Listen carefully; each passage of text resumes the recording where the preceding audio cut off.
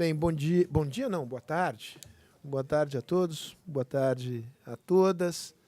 Prazer tê-los e tê-las, todos e todas aqui.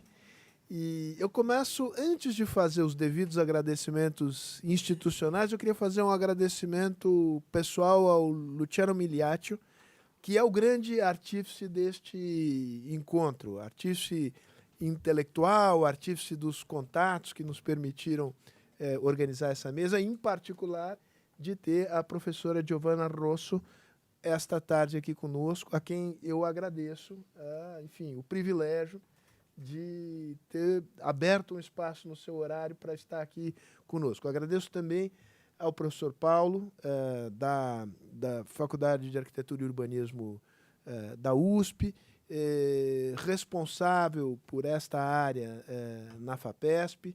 Aproveito para agradecer à FAPESP, que viabilizou a vinda da professora Giovanna ao Brasil como professora visitante da FAO, e agradeço, portanto, também à FAO por esta ocasião.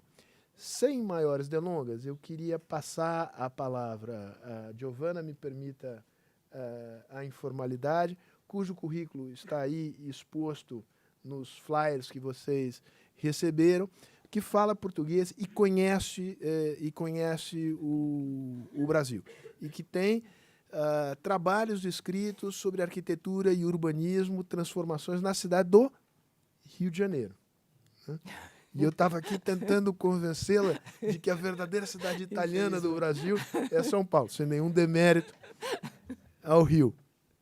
Mas, enfim, Giovanna, muito obrigado por essa oportunidade. O tema que você nos traz, acho que é um tema muito caro a todos nós, acho que a grande maioria aqui nasceu ou vive em São Paulo. E viver e nascer em São Paulo significa dizer que em algum momento da nossa vida, se não ao longo de toda a nossa vida, nós vivemos esse processo de transformação urbana.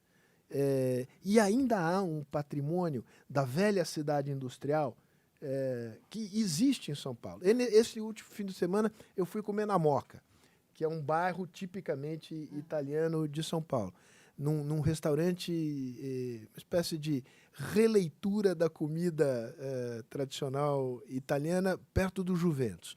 E é fascinante a Moca, eu sempre gosto muito de ir à Moca.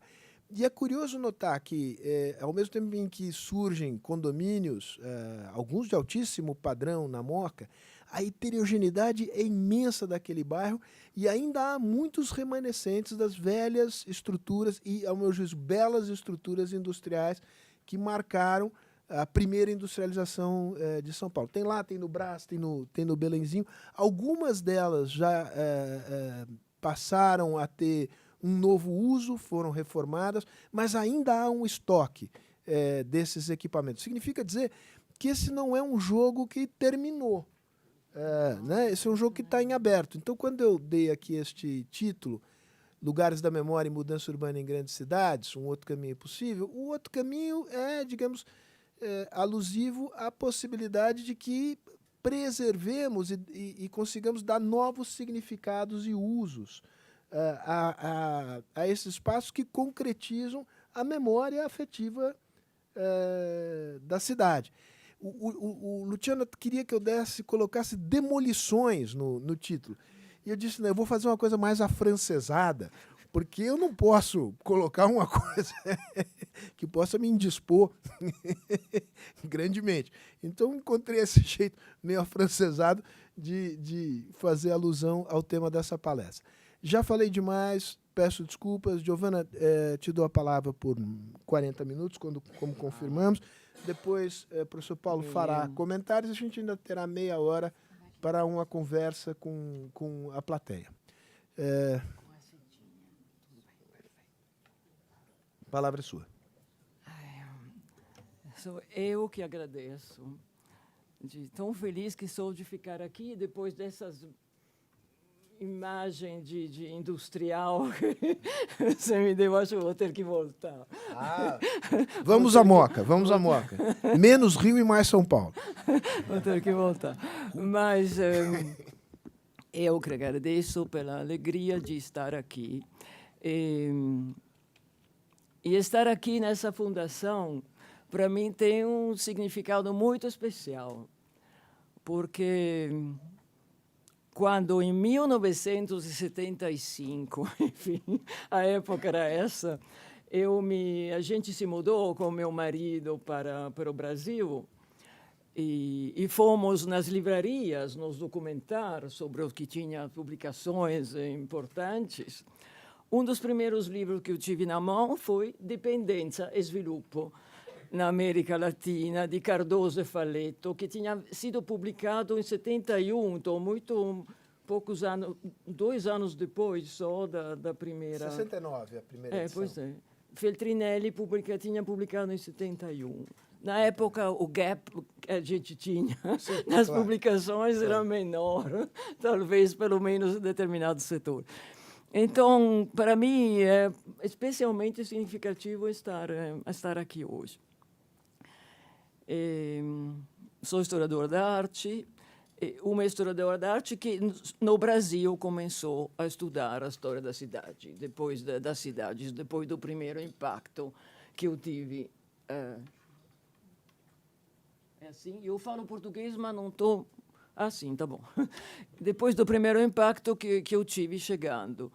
Em 1975, começava a demolição inexplicável do Palácio Moro. E não dava para entender. Até o metrô havia sido desviado para não afetar as fundações. Mas aí, por alguma razão inexplicável, inexplicada, o Senado devia ser demolido. Então, ficou a partir desse momento uma das minhas obsessões, demolições. Demolições por quê? Obsessão que ficou mais aguda depois de lidar com assuntos de arqueologia industrial, questionando em tempo recente razões da conservação e do arrasamento dos marcos da Revolução Industrial.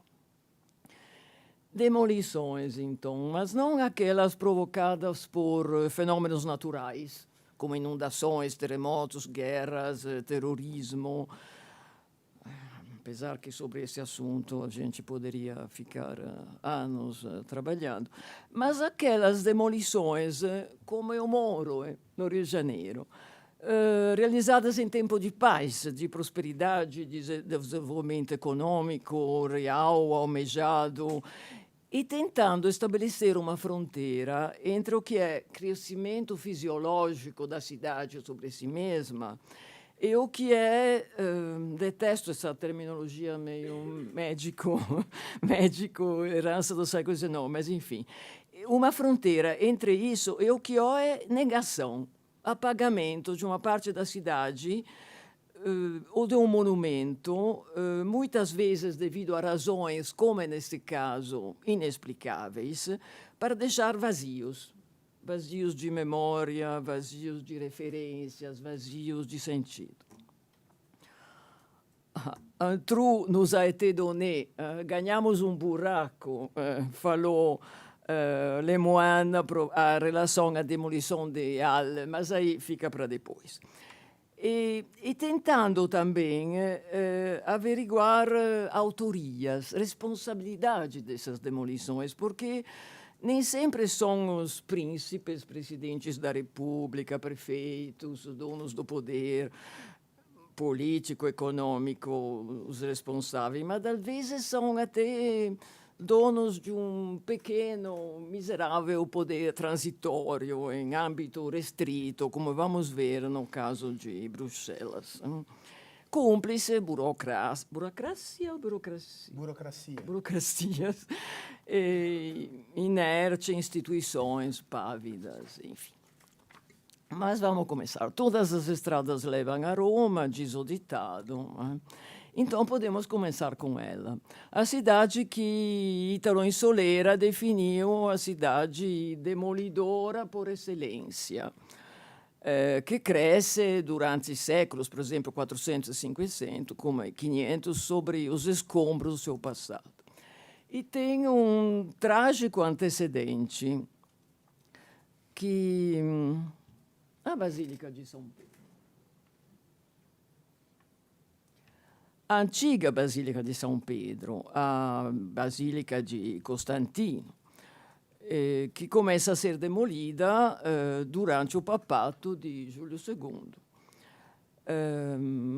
As razões não são perfeitamente claras, sem dúvida uma questão central é a questão do mausoleu do Papa. Não sei se Luciano Migliaccio talvez mais concorda, entregue a Michelangelo e talvez incompatível com aquele com o mausoleu, com a tomba de San Pietro na antiga Basílica.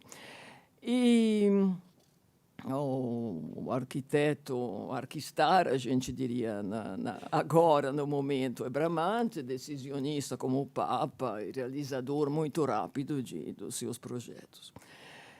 E Leone X herda de Giulio II e Bramante o alucinado canteiro, como Ensolera tem definido, e canteiro de obras da demolição e da reconstrução da nova basílica que fica aberto durante 100 anos. São 100 anos de canteiro caótico ligados a essa demolição e construção. E temos... Se fala muito, relativamente pouco dessa questão. Se fala da antiga Basílica, tem os especialistas que estudam a antiga Basílica, como era, todos os tesouros que continha, e os estudiosos que estudam a atual Basílica. Mas sobre a demolição não tem muita coisa. Tem uns testemunhos da época muito importantes, e o principal dos quais é o Tiberio Alfarano, que vocês veem aí. Era clérigo em San Pietro em 1544 e mentre si constrói a Basílica, o Alfarano começa a descrever detalhadamente a antiga numa opera che si chiama De Basilica Vaticane, Antiquissima et Nova Struttura. 1582 è un manoscritto che teve sua primeira edição em 1914. Mas foi a fonte uma das maiores fontes sobre a Basílica Antiga. Tem um apêndice com medidas e ele faz um relato sobre todos os, além de descrever capela por capela, altar por altar, tudo que a Basílica Costiniana contém, ele faz um apêndice com achados de cada dia. Cada dia encontram mosaicos, encontram túmulos com alfaias, encontra as coisas extraordinárias que ele vai registrando nesse manuscrito. Sem comentários. O objetivo é fornecer cientificamente todas as possíveis informações e, por outro lado, do ponto de vista da religião, mostrar quanto a Basílica Antiga seja venerável. Se a gente conhece o desespero dos sábios, como Erasmus, a indignação de Lutero, nós podemos só imaginar, porque eles nunca tiveram e têm voz, a mágoa dos romeiros, que chegam para visitar o túmulo do apóstolo e venerar as relíquias e encontram um canteiro caótico entre as ruínas da igreja paleocristã, como vocês veem aí. Esses desenhos são do Van Hermskerk, realizados artista holandês que realiza que desenha em anteprima o canteiro de obras que, como eu dizia, dura 100 anos. Então, questo è un antefatto, porque, afinal, o vazio que a demolição deixou foi preenchido maravilhosamente, como por Michelangelo, os outros arquitetos da Basílica e, principalmente, genialmente pelo Bernini com sua colunada, no? Que genialmente conectava o tecido antigo com o novo espaço, criando um efeito surpresa, um efeito emocional extraordinário, porque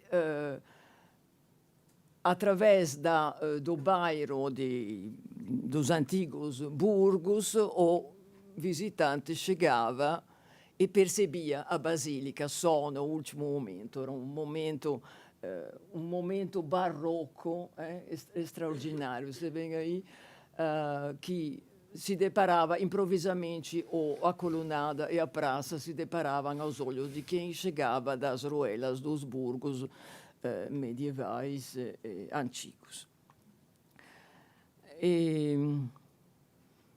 Straordinario momento barroco. Aqui o borgo, la spina dei borghi, come si chiama, era chamada na Itália la spina dei borghi, che fechava, que deixava perceber, admirar a praça só uma vez ultrapassada. A foto já é feita na época em que foi demolida pelo governo fascista. As casas parecem já estragadas, mas de fato não eram. Uma dos prédios que existia nessa spina dei borghi era, por exemplo, a casa de Rafael, que foi arrasada junto com as outras importantes edifícios na época de Mussolini. A retórica da picareta demolidora não é, já tinha bastante décadas, não é? O que chamou no Rio de Janeiro de bota abaixo, né? Daí a pouco o primeiro golpe de picareta entoará a primeira nota do hino triunfal, escrevia Olavo Bilac, 30 anos antes. E a picareta abre um eixo monumental, aqui já a spina dei borghi quase inteiramente demolita, só falta o último schermo, come si chiama? Schermo, a última parte que impede a visão. E aí está a atual via da Conciliazione, ok, em preto e branco, que, a meu ver, banalizou para sempre essa parte da cidade, apagando aquele extraordinário momento barroco que Bernini havia planejado. Como eu dizia, a busca da modernidade através de demolições, na Itália considerada a herança do movimento futurista, vinha de mais longe. O modelo era Paris, reconstruído à medida da nova classe no poder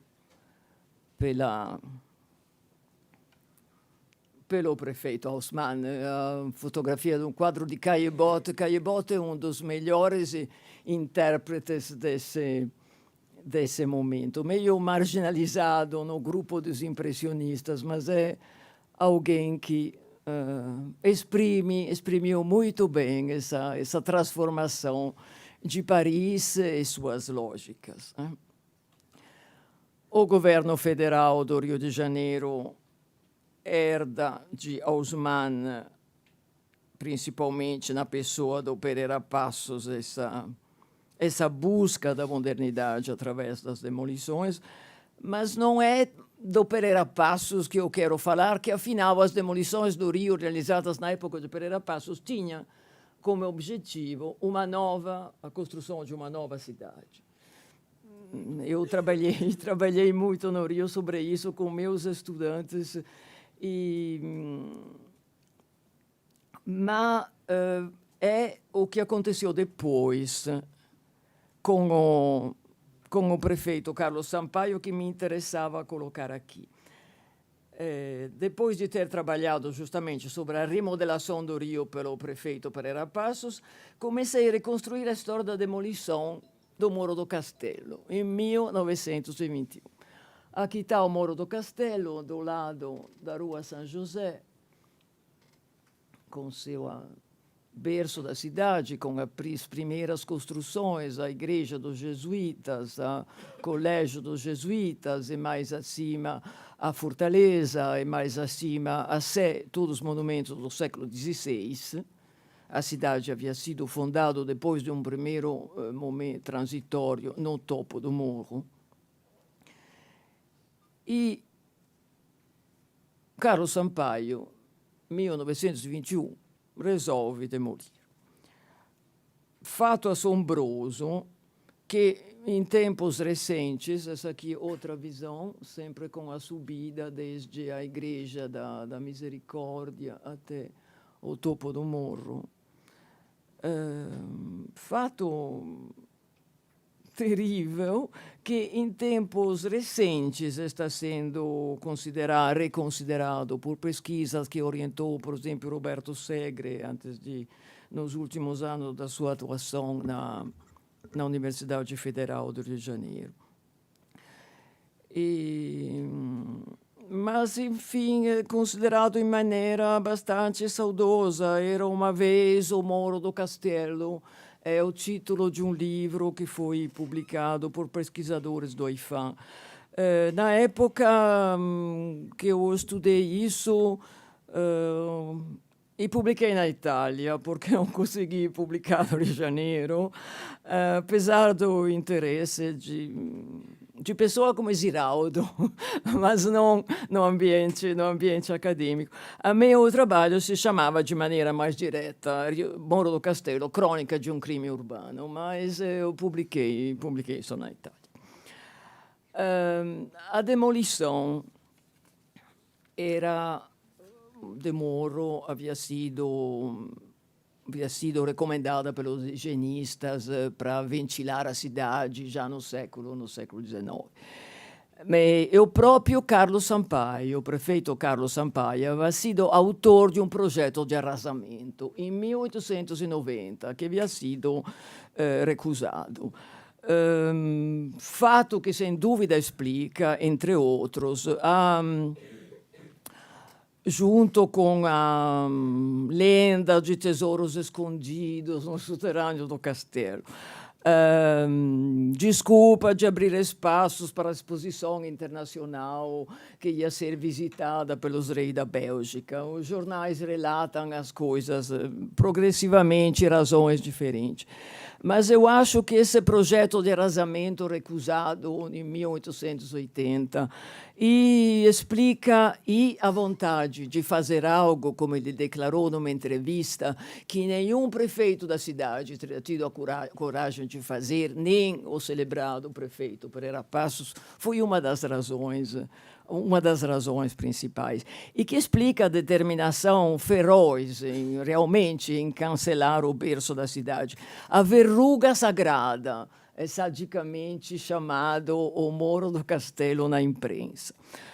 E até entrevistas que dizem assim, os supersticiosos da tradição chamam que é um atentado contra a história. E, sem dúvida, tinha a primeira igreja, o colégio, o marco da cidade, o túmulo do Estácio de Sá. Os fanáticos da natureza gritam que é um atentado contra a beleza panorâmica do Rio. E, sem dúvida. Mas uns e outros poderiam ter razão. E, assim mesmo, não conseguirão anular a sentença.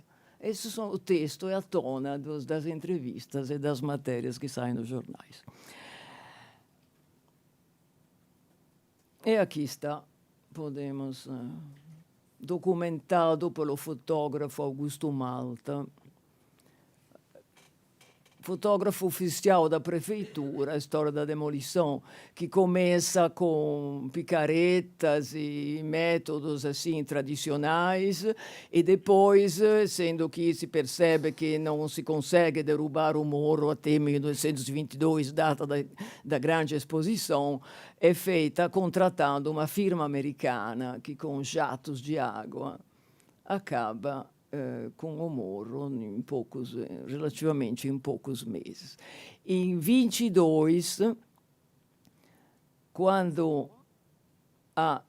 a esplanada feita com o terreno de risulta, come si chiama quando o aterro com as ruínas do muro destruído é completada. Ainda existem várias partes do morro, mas mesmo assim, em 1929, na esplanada, que o resultado da demolição se realiza a exposição de 22. No lugar, a diferença de outras áreas, nunca não foi. O lugar ficou um terreno baldio durante muito tempo, não se realizaram outros projetos, a coisa se arrastou e hoje a área se apresenta assim, só mostro poucas fotos. No meio delas, o início da subida da ladeira, que agora ganhou um cartaz explicativo, muito assim, diplomático, dizendo que esse é o trecho que resistiu ao tempo, à queda do Muro do Castelo. Foi no Rio que eu comecei a trabalhar sobre demolições. Foi na volta à Europa e Itália que me dei conta que a mesma violência demolidora e a mesma criação de vazios caracterizava as cidades europeias. Bruxelas, 1965. É demolida a Maison du Peuple de Horta, que era uma das obras-primas, Art Nouveau, e não só do Art Nouveau, do mais celebrado arquiteto do começo do século XX. A obra tinha sido encomendada a Horta pelo Partido Société Coopérative Ouvrière de Bruxelas, pelo Partido Operário, em 1984. E obra que vemos aqui à nossa esquerda, e Horta, no jornal dele, conta umas coisas muito, muito interessantes. O prédio vai ter o ar, porque é uma estrutura em ferro fundido e vidro. O edifício vai ter o ar e a luz que têm sido excluídas durante muito tempo, que os casebres dos operários nunca tiveram ao longo dos anos. E vamos ter uma casa onde vai ter espaço para os escritórios da administração, para as cooperativas, para os escritórios, espaços para reuniões políticas, vai ter um café, vai ter salas de conferências. Toda a planta detalha todos esses espaços e, acima de tudo, vai ter, ele escreve, uma imensa sala de reunião que vai ser para a política e para os congressos, mas assim para a diversão também, a diversão do povo, e espetáculos musicais e teatrais, onde o povo os operários vão curtir a vida e se divertir.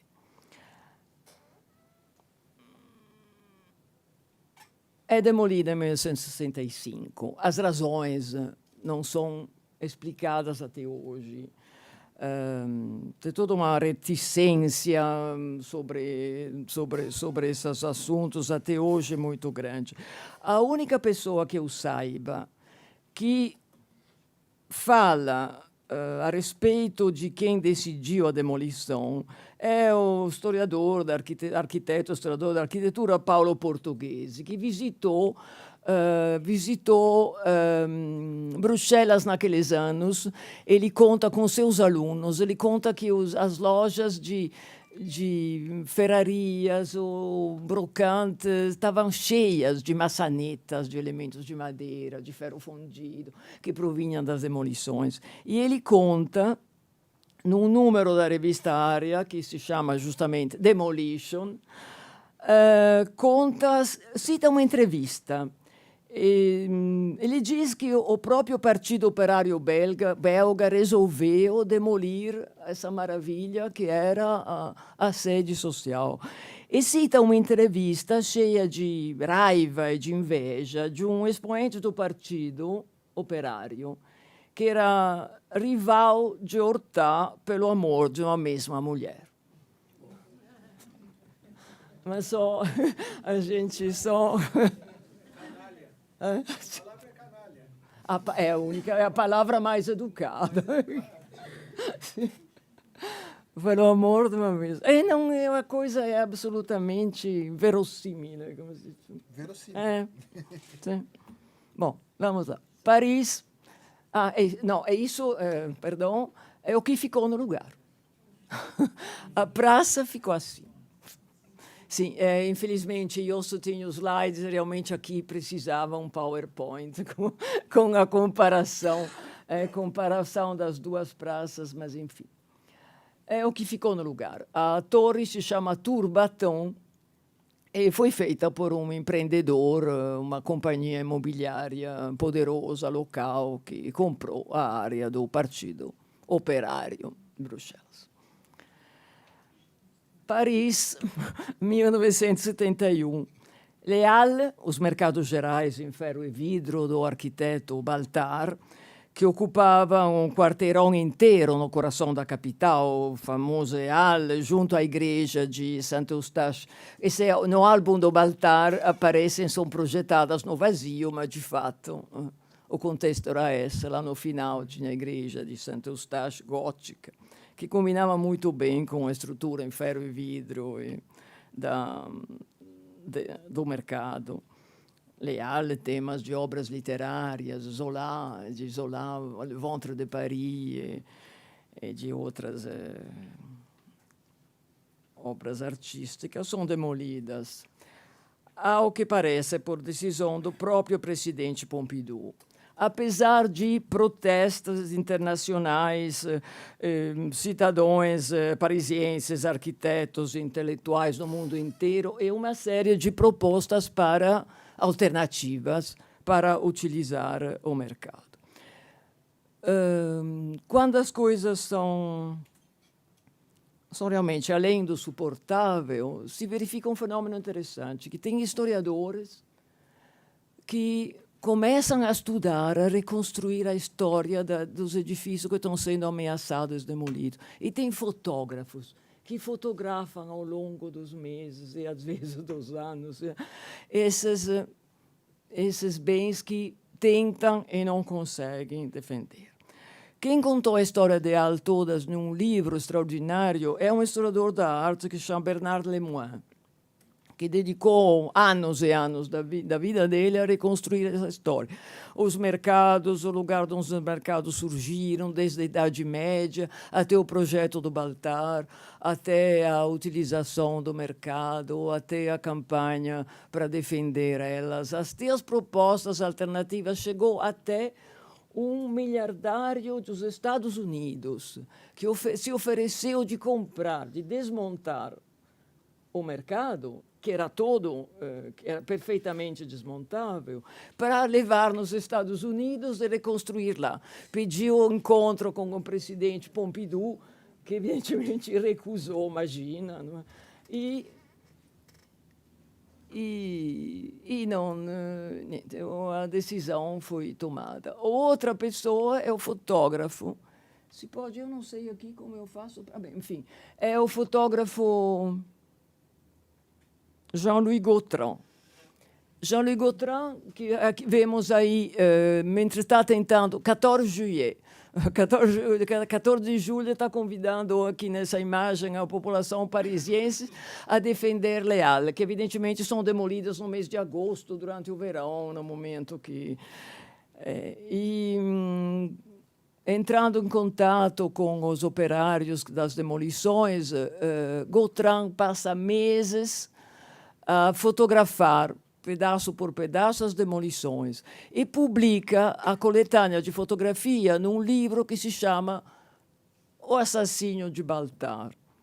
Livro que some Eu cheguei a conhecimento dele anos passados, só por acaso, porque meu filho, que estudava fotografia em Nova York e trabalhava como bibliotecário do centro, disse, oh, mas tem esse livro. Agora não, agora as fotos do Gautran estão circulando, são vendidas em leilões. O livro se encontra muito caros assim na Amazon, mas durante décadas esse trabalho ficou esquecido. Ele fotografa dia por dia, começa a fotografar no inverno, quando tem a neve, depois vai fotografando, e depois fotografa demolição. Entrando ajudado pelos operários, entrando é um fenômeno que acontece várias vezes. Nessa situação, tem quem reconstrói a história do lugar, quem fotografa, se desespera e se despede e deixa esses relatos. Aqui o buraco, o trou de Halle. O último, o pavilhão que sobra, o número 8. Le halles são demolidas com fiamma hídrica, como se diz? Com maçarico. São demolidas com maçaricos, e apesar de ser perfeitamente desmontáveis. Só sobra um pavilhão número 8, que vemos aqui aos pés da igreja de Saint-Eustache. E o pavilhão número 8, ele sim é desmontado, perfeitamente, com grande ordem, e é comprado por uma cidadezinha, uma cidade do sul da França, onde foi remontado e funciona como pavilhão de exposições. Eu li recentemente que outro pavilhão se encontra no Japão, mas aí não sei, não tenho notícias ao respeito.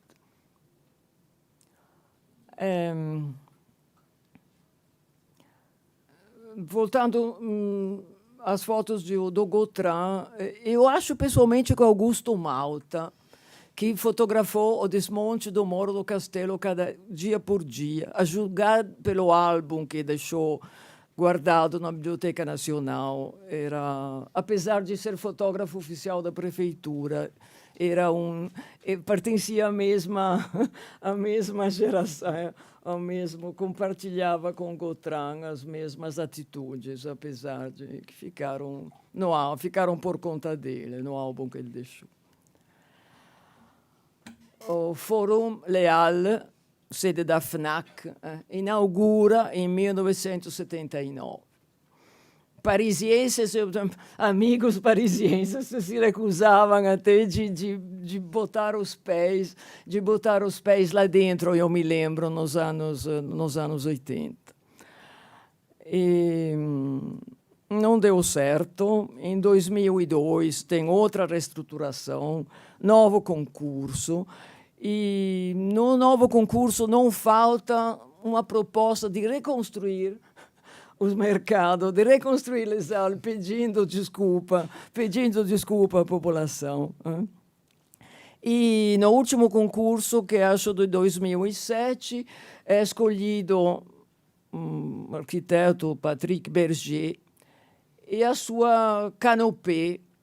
Canopée é estrutura metálica que no projeto apresenta uma leveza até interessante, de alguma maneira lembra as antigas estruturas do Baltar. Mas que essa aqui é ela em construção, mas que na realidade eu infelizmente não consegui uma foto recente. Leveza parece que não foi mantida na realização.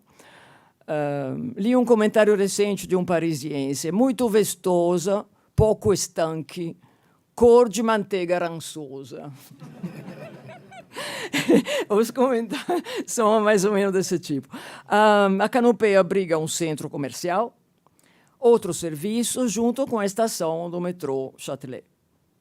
Funções todas, acho eu, que podiam muito bem ser abrigadas nos pavilhões do Baltar e torná-los, graças às novas tecnologias, a oitava maravilha, não? Meu pessoal entender.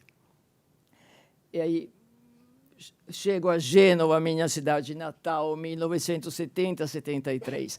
Gênova que se orgulha de ter o centro histórico maior da Europa, e de fato tem, apesar de desgastes e desastres notáveis. O pior foi esse do bairro da Madre de Dio, um dos mais antigos bairros da cidade, um bairro que era tudo concentrado debaixo dessa grande ponte que ligava duas dos morros principais da cidade, a ponte de Carignano.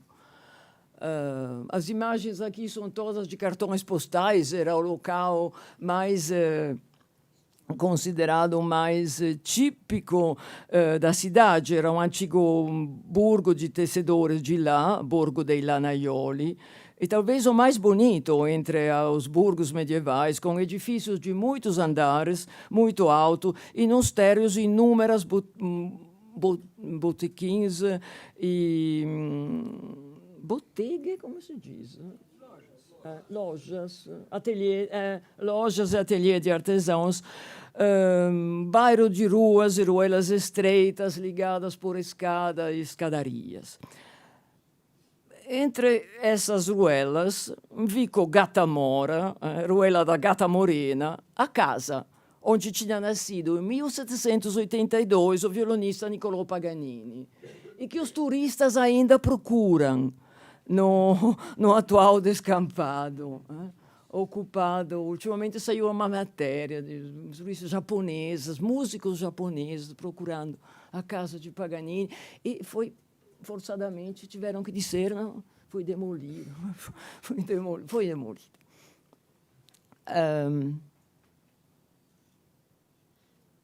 Esse é o buraco que Gênova ganhou para a construção de uma rua expressa e escritórios da prefeitura. O vazio que vocês veem foi ocupado por prédios brutalistas, nunca a palavra foi mais apropriada da administração expressa, da região Ligúria. Jardins vazios, uma estação de parking de ciclomotores, e uns jardins vazios que os genoveses logo apelidaram jardins de plástico. O elenco pode continuar até o ano que vem. Eu só vou mostrar algumas imagens de um desses casos recentes, que é o fim que levou o Pier de Brighton, uma das maravilhas do começo do século para a diversão dos ingleses que frequentavam essa localidade balneária, não? Inaugurado pela família real. E essa aqui é uma imagem de 1900, ladeado recentemente por um outro pier comercial que muitos suspeitam ter sido a origem do incêndio que acabou com o pier antigo, o incêndio de poucos anos atrás. E aí também, querendo, no web, você encontram dezenas e dezenas de fotografias de pessoas que vão fotografando o pier demolido, cai um pedaço, aqui é outro pedaço e tal.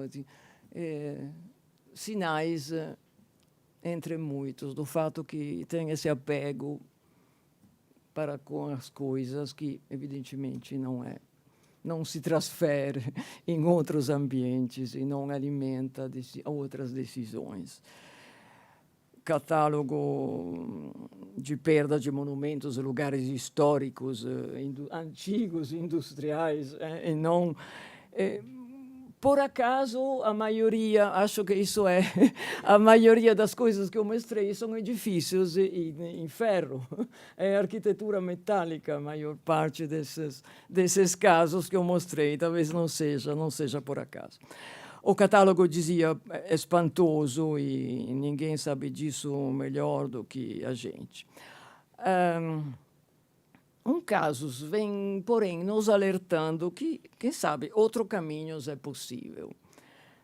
Tem casos pequenos, meio patéticos, como é o caso que eu vi recentemente, mas a gente perdeu a fotografia, do Old Wellington, não? O pub histórico de Manchester, 1552, que foi desalojado pela construção de um shopping center. E aí resolveram remontar. Pedaço por pedaço, pedacinho por pedacinho, levaram 2 anos e remontaram ao lado da catedral. Tem casos divertidos, como o do Euston Arch, que era a entrada monumental da primeira linha ferroviária Londres-Birmingham. Tinha esse propilei clássico e foram demolidos no final dos anos 90 para construção aí de regularização da situação viária. E aí uma associação de pesquisadores e voluntários está tentando há anos de reconstruir os arcos. Até resgataram num canal perto de Londres blocos de pedra que pertenciam a essa construção. E se vocês vão na internet, eu e meus alunos fornecemos adesão ao projeto, eles estão tentando de reconstruir a estação, essa entrada monumental da estação, pedindo desculpa aos moradores pelo erro cometido. Tem casos interessantes, como, por exemplo, a da Ford, da primeira fábrica Ford da Piquet Avenue, em Detroit. Os restos das indústrias estão desaparecendo. E a própria fábrica da Piquet foi quase totalmente esvaziada. Mas tem um grupo que resolveu pedir à Unesco de reconhecer esse espaço como patrimônio da humanidade. E colecionadores estão doando carros de época para transformar aquilo em um museu. Aí eu participei também, porque, solicitada, encaminhei parecer favorável através da ICOMOS como desk review, não sei que fim levou. Tem outros casos, movimento que interromperam a demolição dos docks de Sydney, mas aí a coisa vai ser demorada. Tem um projeto utópico que eu queria mencionar, que é o da municipalidade atual de Milão, que pretende reabrir os navigli, que eram os canais navigáveis que circundavam e atravessavam a cidade. Parece que vai ter um referêndum, porque é claro que uma obra como essa, reabrir os canais navigáveis, vai bloquear a cidade durante anos. Mas parece que eles realmente estão querendo fazer isso através de um referendo. A foto que eu mostro aqui mostra as filas de horas. Eu também estava lá, que debaixo da chuva fizemos 3 horas, mais ou menos, para ver uma instalação na área nos remanescentes desses canais, e feita em Hora de Leonardo. E a instalação, que a gente, afinal, depois dessas 3 horas debaixo da chuva, conseguiu ver, imaginava projetando desenhos de Leonardo atrás de elementos de água, de quedas de água, que faziam sonhar a volta da água na cidade. E isso, horas debaixo da chuva para ver abrir essa porta, onde de vez em quando aparecia um desenho do seu Leonardo. Basta, termino. Mas não podemos esquecer que uma megalópole como São Paulo envia um sinal importantíssimo nesse âmbito.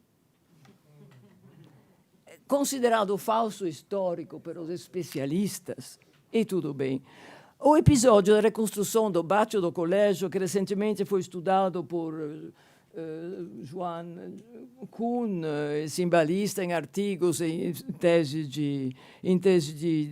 na Universidade de Campinas, eu acho, a reconstrução do pátio do colégio possui um significado simbólico que, a meu ver, ultrapassa qualquer consideração de tipo histórico-arquitetônico. Visto de fora, eu não preciso saber mais sobre essa história e os atores e quem atuou lá dentro, mas visto por fora, a mensagem que isso envia é uma proposta a admitir erros, né? Tentar consertá-los, parar, refletir, escutar a voz de quem não tem voz. A cidade ainda fala, é o título de uma das crônicas que sai naquele portal Vitruvius. Vamos deixá-la falar e escutar.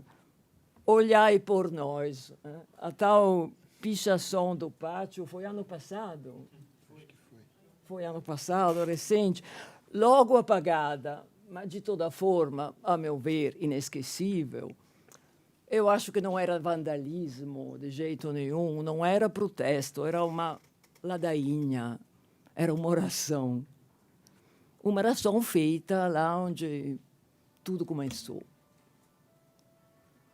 Eu paro por aí.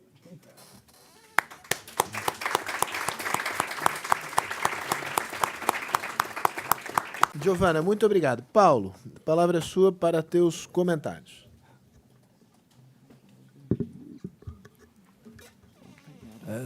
Boa tarde.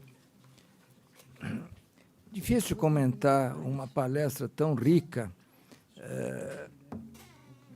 E eu diria que o que sobra dessa palestra é a seguinte pergunta. Ela fala de vazios, ela fala de demolições, ela fala de responsabilidades,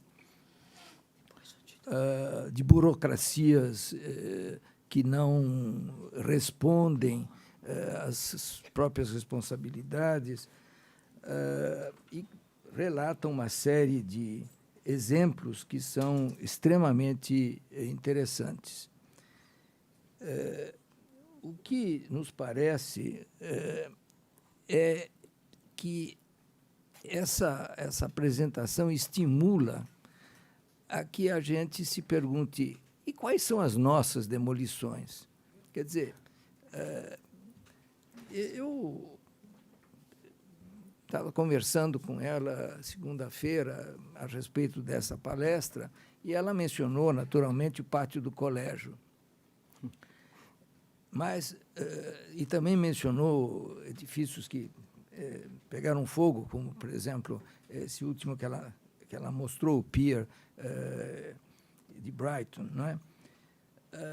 Eu lembrei, então, de outras demolições que são importantes, que nós deveríamos, digamos, entender melhor. Vou dar um exemplo apenas só para, sem a precisão das palestras, da palestra da Giovana. Por exemplo, se a gente começar a estudar a história de São Paulo, século XIX, por exemplo, o que hoje é o pátio, é a Praça Antônio Prado, na verdade tinha uma igreja, que era a igreja da Ordem Terceira, a igreja da Ordem Terceira, dos Pretos, que foi transferida para o que é hoje o Largo Paissandu. E no lugar há um vazio que foi depois preenchido, digamos, coincidentemente, havia um terreno da família Prado que, naturalmente, imediatamente constrói um edifício e fecha a praça, que hoje é a Praça Antônio Prado, o edifício que foi do Citibank e depois hoje é Bolsa, né? E então a gente é transferido para o Largo Paissandu, que naquela época era periferia, era longínquo, não incomodava. E a gente começa a estudar, então, o Largo Paissandu e termina. Veja, eu tenho 5 minutos para falar, então não vou contar toda a história, né? Mas com um grande incêndio, porque essas coisas terminam com tragédias de incêndios gigantescas. O edifício que pegou fogo exatamente 1 ano atrás. É claro que a gente poderia também lembrar de outras demolições que ela não falou. Há um trabalho no Rio de Janeiro, já que ela começou a falar sobre o Rio, que é a demolição do Morro de Santo Antônio. Há pouquíssimo tempo atrás, este ano ainda, acho que 1 ou 2 meses atrás, fui banca de uma tese de doutorado da Marina Oba, que conta minuciosamente toda a história desde tempos coloniais, desde Brasil Colônia, Império, Pereira Passos, etc., etc., para chegar até os dias de hoje, o que aconteceu nesse grande vazio, nesse grande buraco que foi o Morro de Santo Antônio. Trabalho magnífico, a tese eu passei para ela, porque ela gosta dessas demolições de grande escala, mas a tese é muito boa e é um dos raríssimos estudos sobre as grandes transformações urbanas. Tudo isso nos lembra outras coisas, por exemplo, ela mencionou essa primeira fábrica da Ford em Detroit. Nós temos um exemplo aqui em São Paulo quase tão velho quanto esse. Em 1919, a Ford construiu uma fábrica no Brasil que está no Bom Retiro, em pé, perfeitamente, digamos, caracterizada, as suas alvenarias de tijolo, os seus vãos, em perfeito estado. Infelizmente, o edifício é privado e nós nunca conseguimos entrar dentro do edifício, mas ele está em melhor estado do que esses de Detroit. Então, talvez a gente não tenha uma grande demolição aí no caso. Mas eu queria fazer um comentário oposto àquele que a Giovanna fez. Ela menciona demolições, espaços que se tornam vazios, usou palavras muito fortes para definir essas demolições, esses vazios urbanos, as responsabilidades dos burocratas que permitiram isso. Eu gostaria de falar de um outro vazio que é por oposição ao que você falou, exatamente o oposto. O centro da cidade de São Paulo é um grande vazio. Se você for sábado à tarde, domingo, é um grande vazio. Quer dizer, é um vazio de gente, não um vazio de metros quadrados, mas é um vazio que a burocracia, nós arquitetos, conseguimos criar. Você anda hoje, a esta hora da tarde, as ruas estão cheias, porque tem lojas sobre lojas, mas os prédios para cima, 4, 5, 6, 10 andares, estão vazios. Isto é um vazio mais trágico do que esses que você mostrou, porque é uma cidade morta, é uma cidade que não tem vida. A prefeita, veja, só para, digamos, simplificar, a ideia não é fazer uma grande conferência, mas a prefeita Marta Suplicy tinha perfeita consciência e propôs um programa que se chamava Morar no Centro. Se eu não me engano, a Marta foi prefeita entre 2000 e 2004. Eu estou um pouco falando de memória. E o que ela fez foi levar algumas secretarias para a cidade, Por exemplo, todos sabem, a prefeitura no antigo edifício da família Matarazzo, e também comprou, de fato, nesse caso, ela comprou 5 ou 6 edifícios que foram licitados para serem transformados em habitação. Por acaso, o meu escritório fez o restauro de um desses edifícios, o edifício Riachuelo, com 17 pavimentos, que nós transformamos em 120 apartamentos. Apartamentos que foram imediatamente vendidos pela prefeitura, até para moradores de rua. Se vocês visitarem o prédio, é uma maravilha, porque os moradores tomaram conta, a uma síndica senhora, terrivelmente prussiana, severa, e os moradores pintaram tudo. O arquiteto tinha feito cinzinhas, beges, branquinhos, eles pintaram de verde, amarelo, etc. Ótimo, muito bom, né? E o prédio está mantido rigorosamente.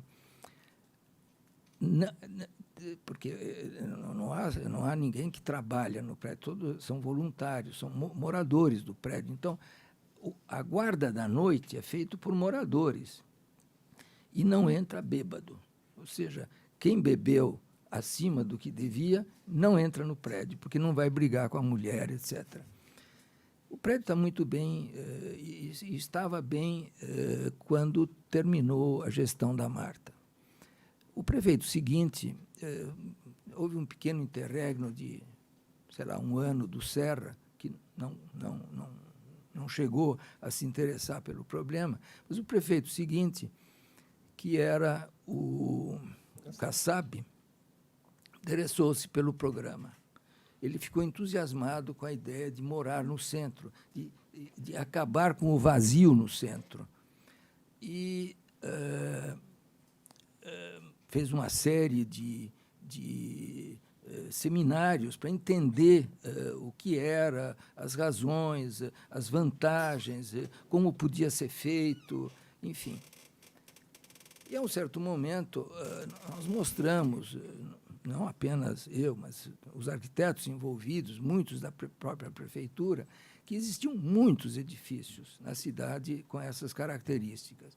E ele, então, encomendou uma pesquisa que foi feita pela FAUSP, e disso resultou um livro que está na biblioteca da FAO, para quem quiser consultar, no qual estão indicados 160 edifícios no centro expandido, não apenas no centro histórico, ou seja, digamos, na colina histórica, mas também chegando até Praça da República, Rua Vitória, enfim, um centro expandido, mercado, etc.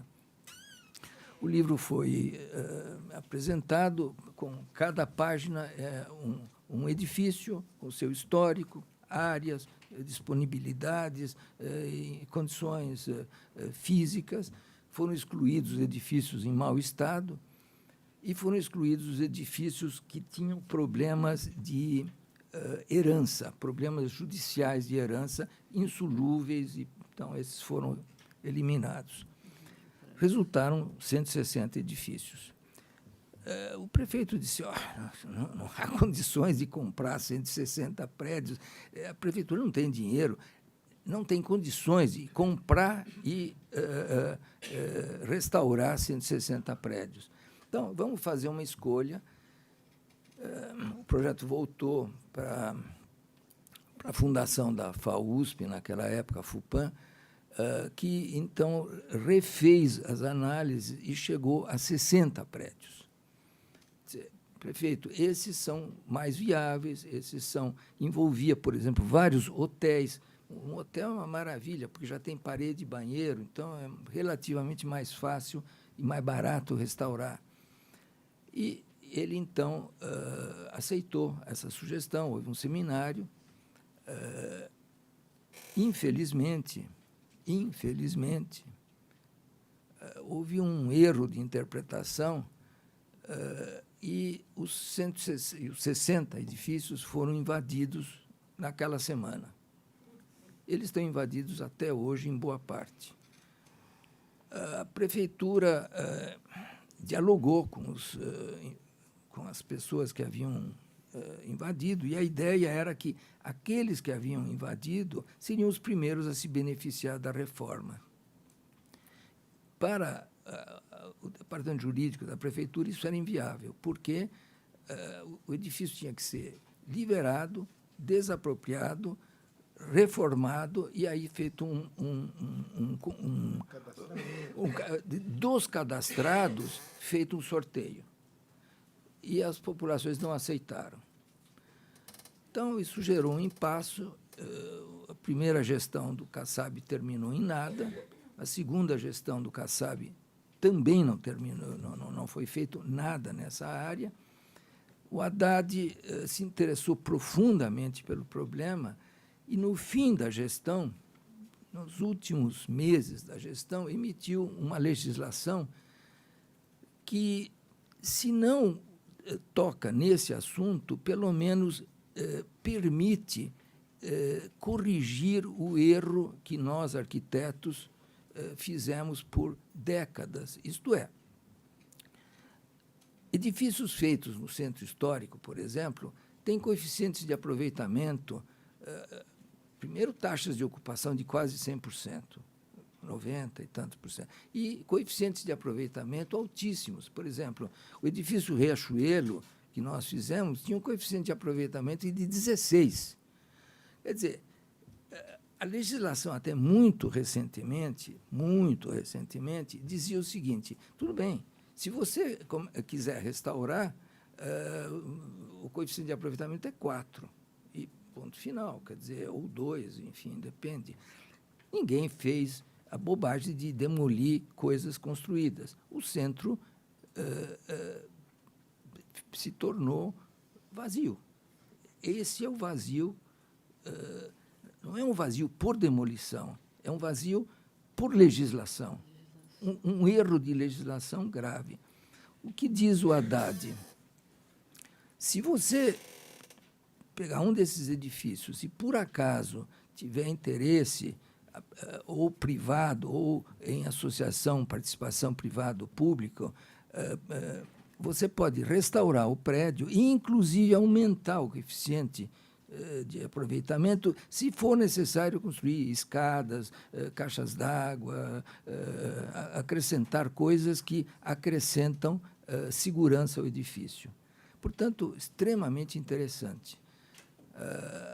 A arquiteta Beth França, quando diretora do CDHU, interessou-se profundamente, encomendou uma série de projetos e contactou uma série enorme de proprietários absolutamente dispostos a entrar nesse negócio. Por quê? Porque edifícios vazios, que, se não tiverem segurança, são invadidos, mas que pagam IPTU, pagam segurança, pagam manutenção, etc. Então, para os proprietários, mesmo valores relativamente baixos eram muito interessantes. Nenhum desses prédios foi, de fato, concluído, a situação está parada, até que pega fogo o edifício Milton Paes de Barros, que era uma invasão. Estudando essas invasões, o que a gente percebe é o seguinte: hotéis é uma maravilha, porque tem paredes, banheiros, ou seja, se há um incêndio, num sofá, numa cama, qualquer coisa, o incêndio para por aí. Mas edifícios de escritório, grandes lajes, foram divididos por painéis de madeira e cozinhas à base de botijão de gás. Quer dizer, quando o primeiro botijão de gás pega fogo, quer dizer, pega fogo uma cortina, um sofá, uma cama, mas quando esse fogo chega na cozinha e explode um botijão de gás, como foi o caso, acabou o prédio. Ou seja, o prefeito se deu conta disso. Se vocês pegarem os jornais, vocês vão ver que há uma declaração do atual prefeito dizendo que os edifícios nessas condições seriam desapropriados. Nos jornais seguintes, no último ano, eu acompanhei isso, porque me interessa o assunto. Acho que 4, 5 edifícios, de fato, foram esvaziados por conta de segurança. E ponto. E os outros 60? Voilà. Então, cara Giovanna, as tuas demolições e os teus vazios são trágicos, mas eu acho que a falta de demolições, a falta de vazios, ou melhor, os nossos cheios, que são vazios, são tão graves quanto. É isso.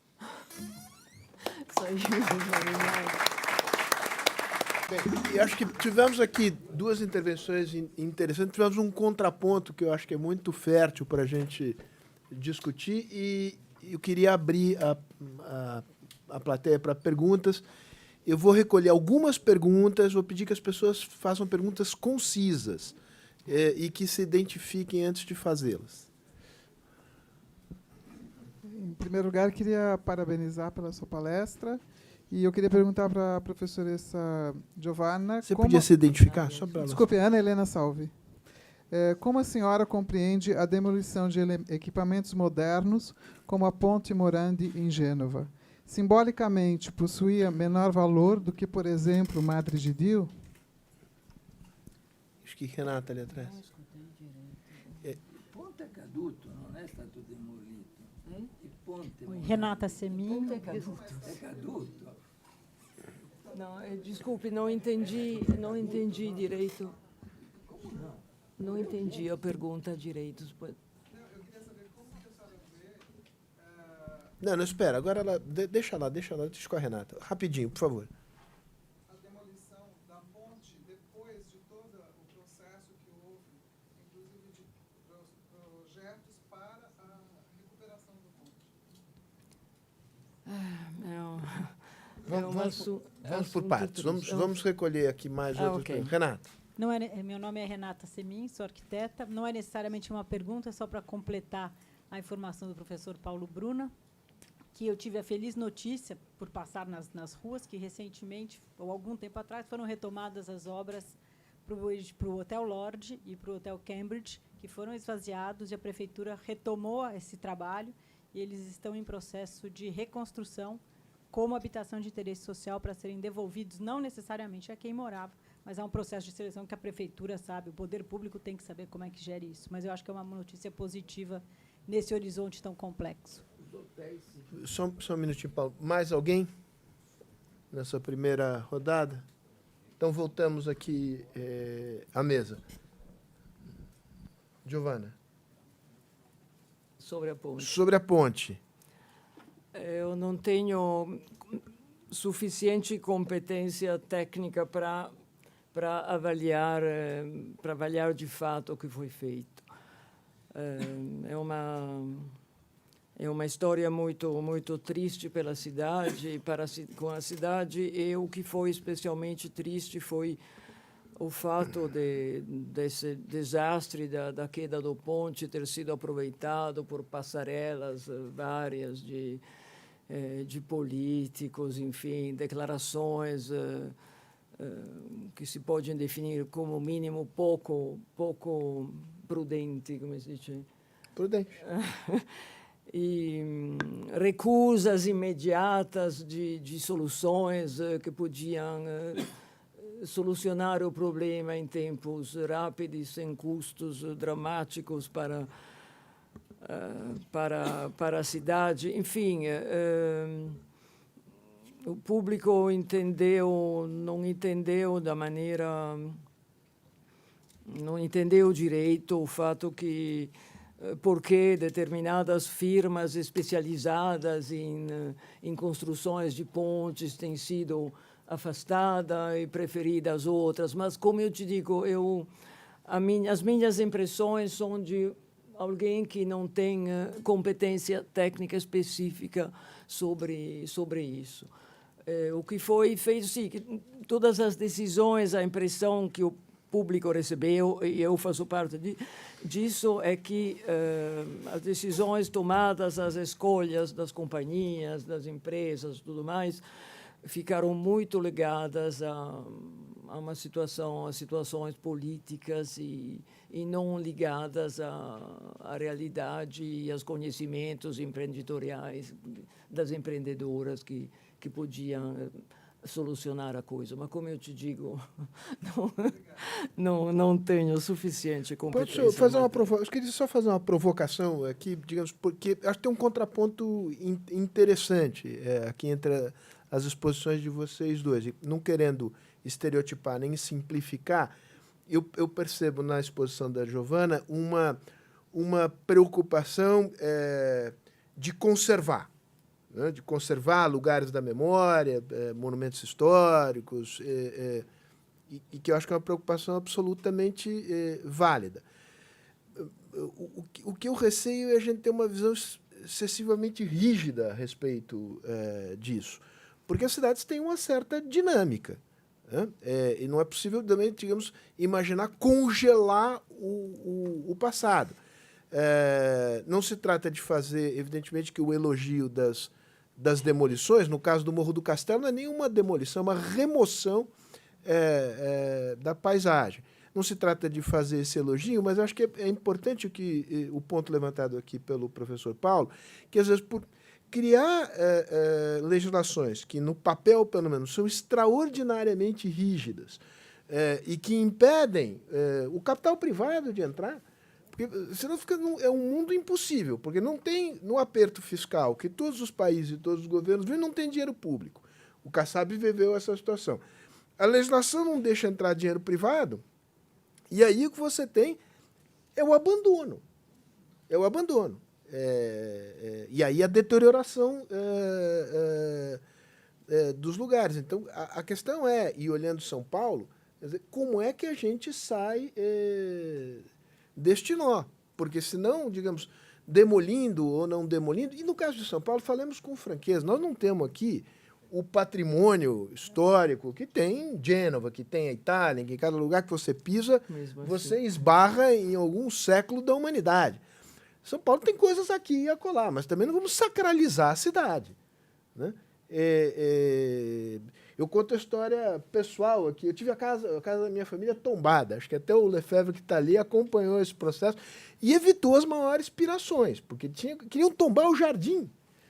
O jardim é comum como qualquer outro jardim. Está bem, sei lá, é um abacaxi para a família, ok. Mas tombar o jardim é demais. Em Lisboa, o que se fez? Tomba a fachada e da fachada para dentro. Cada qual faz o que quer. Quer dizer, porque senão nós vamos entrar num impasse aqui que nos levará para um buraco. Eu não sei se é um buraco físico, mas é um buraco de outra natureza que vai nos tragar, né? Da mesma maneira. Então, feita essa provocação... Posso fazer um comentário? Só um comentário aqui. Um comentário bem curto. Veja, do ponto de vista da ponte Morandi, ela era uma ponte estaiada, tanto para começar. Só que, em vez dos cabos estarem visíveis, como as pontes contemporâneas, eles foram envolvidos em capas de concreto. Portanto, por fora, a imagem da ponte era excelente. Só que, por dentro, houve trincas na cabeça e penetrava a água. Essa água enferrujou os cabos. Então, a ponte que caiu é porque os cabos cederam de uma vez. E as investigações indicaram que todos os cabos estavam enferrujados e prestes a cair. Então, a demolição era uma contingência de segurança. Só isso. Giovana, ou então recolhemos aqui. Tem mais uma pessoa aqui. O meu vizinho de cadeira aqui, que está quietinho, ele tem uma construtora que comprou essa ideia de trabalhar o centro, fez um retrofit maravilhoso e tem mais planos na cabeça. Eu acho que se vocês conseguirem provocá-lo a dar algum testemunho ou entrar nesse jogo, seria muito interessante. Manda ver. Mal. Bom, Obrigado, né? Eu estava quietinho aqui no meu lugar. A gente fez recentemente um retrofit. Eu te conheço, mas nem todo mundo te Mauro conhece. Teixeira Pinto, TPA Empreendimentos. E fizemos recentemente, entregamos esse ano um retrofit aqui pertinho da Estação da Luz, chamado Jacques Pilon, em homenagem ao arquiteto que tinha concebido o prédio inicialmente em 1940. E estamos enfrentando todo tipo de dificuldade que vocês podem imaginar para fazer um retrofit, que é aquilo que supostamente todo mundo acha que deveria ser feito com um prédio de autoria do Jacques Pilon, né? Então, entre outras, né, coisas que a gente pode estar falando aqui, o seminário fundamentalmente é focado em arquitetura, mas a gente tem problemas jurídicos de todo tipo para fazer um retrofit, tem problemas de arquitetura também. Vou dar um exemplo do que aconteceu nesse prédio. Esse prédio, nós fomos à prefeitura para fazer a aprovação do retrofit, uma mudança de uso, inclusive, e o prédio ele não tinha na prefeitura nenhum cadastro de tombamento. Mas, por conta da área envoltória, resolvemos ir ao Condefat, ao Compresp, ao IFAM, e pedir uma autorização para que a gente pudesse dar seguimento na obra, inclusive porque a gente ia manter o prédio do jeito que ele estava mesmo. Chegamos no Condefat e descobrimos que tinha um projeto de tombamento no Condefat, não levado à prefeitura por conta de antiguidade, algum problema de processual da época, mas pedimos a aprovação do Condefat, e o Condefat aprovou o tombamento. 2 meses antes da entrega do prédio, não, você imagina o seguinte, então ele foi aprovado pelo Condefat. O Condefat, e esse projeto de tombamento era só sobre a fachada. O Condefat tomba o prédio inteiro. E você se pergunta, o que o Condefat tombou? Tombou o prédio original, tombou a obra do jeito que ela estava, ou tombou o projeto do jeito que ele vai ficar, né? Até hoje eu não sei responder, mas graças a Deus ele está pronto e entregue. Então a gente, né, E o teu negócio se viabiliza mesmo com o tombamento, ou o modelo de negócio também foi tombado? Não, o negócio se viabiliza com tombamento, tá? A gente acredita no tom, né? Claro que tem tombamentos e tombamentos, né? Hoje em dia a gente percebe que alguns tombamentos já ficaram tão danificados e ruins que não dá mais para aproveitar em termos de engenharia e de segurança para as pessoas, etc. Mas, de uma forma geral, a gente acredita no tombamento e acredita que é possível restaurar um prédio tombado, claro que com a boa vontade daqueles que vão julgar se aquilo pode ter continuidade ou não, mas isso é uma coisa que a gente tem encontrado sempre, essa boa vontade, quer dizer, isso não tem sido um problema, e a gente acredita que é possível, sim, restaurar prédios tombados e trazê-los de volta para a sociedade, né, em termos de engenharia. Mais uma vez, existe o problema documental, jurídico, esse que o professor Paulo falou, e que, de repente, tem várias pessoas que são donas e alguns morreram. Então, a gente tem esse outro tipo de problema, mas o tombamento em si, não. Muito bem. Lefebvre. Lefebvre agora tem que... Vossa Excelência tem direito a uma parte, foi mencionado na minha Eu vou fala. fazer apenas um... Meu nome é José Eduardo Lefebvre e tive a honra e a ocasião de ser presidente do Compresp durante a gestão Serra Kassab. Tá funcionando? Dá para ouvir. E eu gostaria só de fazer uma pequena observação a respeito do seguinte, que é um caminho. Nós, quando estivemos lá no Compresp, tombamos cerca de 8 casas, 8 imóveis, na rua Gabriel dos Santos. Houve uma celeuma com relação a Gabriel dos Santos, aqui entre Santa Cecília e Higienópolis. Há controvérsias. Dessas casas, dessas 8 casas, estão lá preservadas algumas tantas, e particularmente 2 me deram muita satisfação de ver que elas estão mantidas, foram recuperadas, evidentemente não como casas, mas como parte de um empreendimento imobiliário em que foi construído um prédio, no fundo comum às 2 casas que são vizinhas, que é uma possibilidade. E lá foi tombado, o jardim foi modificado, evidente, quer dizer, o tombamento não é um congelamento integral naquele caso. E ali, naquele local, diferentemente do que acontece no Butantã, lá é possível fazer prédio, de maneira que aquilo que, numa casa no Butantã, o aproveitamento imobiliário não existe, a menos de demolir a casa e fazer outra, que não é o caso. Pode? Pode. Agora não pode, aquela não pode. Mas seria o máximo possível, seria pela legislação. A Maria Pia fez uma coisa, a família Matarazzo fez uma coisa lá na Paulista. Bom, aquele caso é complicado. Mas, no caso da Gabriel dos Santos, se viabilizou a manutenção, as casas estão mantidas, estão preservadas, e dentro de um conjunto que tem um prédio que está lá construído, funcionando, e está todo mundo feliz, que eu saiba, todo mundo feliz, inclusive nós que fizemos esse tombamento. Um outro caso também semelhante, de um prédio, isso me lembrou, foi justamente o caso do Jacques Pilon. Há uma casa do Jacques Pilon na Avenida Higienópolis, que é uma recuperação de um edifício francês, do Petit Trianon, de Versailles, mas é uma casa residencial. Aquela casa foi tombada, ela está vizinha, em frente ao Sion, ao lado do antigo Colégio Santa Cruz, onde eu estudei, e também ela foi mantida. Eu dei um parecer, afinal, antes de ir para o Compresp, antes de ir para o Controle, a respeito da manutenção daquela casa. Ela foi mantida, integrada ao prédio que se encontra ao fundo.